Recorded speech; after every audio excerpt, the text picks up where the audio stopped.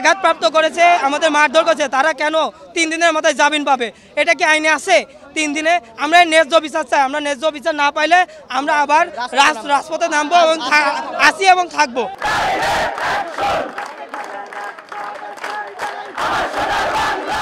এই মাহমুদা সুলতানা এই একটা বিচার বহিত এই দোষীদের যারা এই কুষ্টিয়ার হত্যা মামলায় যারা দোষী এদেরকে কালকে সে জামিন দিয়ে দিয়েছে। এই ক্ষমতায় এই সাহসে কোথা থেকে পেল?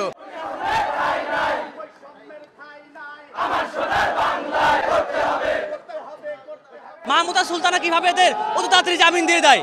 সে আমাদের স্বৈরাচারের দোসর, গণহত্যাকারীর নেতৃত্বে সে ছিল এক নম্বরে, বা কুষ্টিয়ার নেতৃত্বে ছিল তারা যদি দ্রুত জামিন পায় তারা পরবর্তীতে আরো নৈরাজ্য সৃষ্টি করবে।